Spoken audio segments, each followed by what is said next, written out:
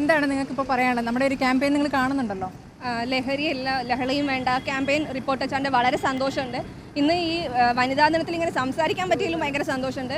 ഈ കുഞ്ഞു കുട്ടി മുതൽ ഇപ്പോൾ ചോക്ലേറ്റിൽ ലഹരി കൊടുക്കുന്നില്ല, അത് ഈ കുട്ടി പോലും അറിയുന്നില്ല.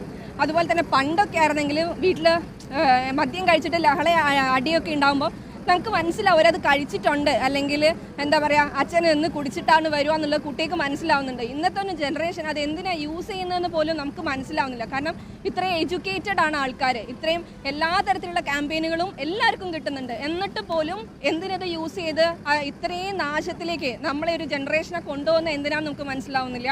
അപ്പം ഏറ്റവും എനിക്ക് പറയാനുള്ളതെന്ന് വെച്ചാൽ എൻ്റെ വീട്ടിൽ 4 വയസ്സുള്ള കുഞ്ഞു മുതൽ 72 വയസ്സ് വരെയുള്ള എൻ്റെ അച്ഛൻ വരെയുണ്ട്. അപ്പം ഏത് ജനറേഷനായാലും അത് നശിക്കുകയാണ് ഈ സാധനം ഉപയോഗിക്കുന്നവരുടെ. ഇപ്പം കഴിഞ്ഞ ദിവസം ഷാഫി പറമ്പിലേക്ക് ഞാൻ പ്രസംഗം കേട്ടു, ഈ ഫുട്ബോളിനെ അല്ലെങ്കിൽ നമ്മൾ വേറെ എന്തൊക്കെ കാര്യങ്ങൾ പുസ്തകം വായിച്ചും എല്ലാത്തിനെയും ലഹരിയായിട്ട് കണ്ടുപിടിക്കാൻ പറ്റും.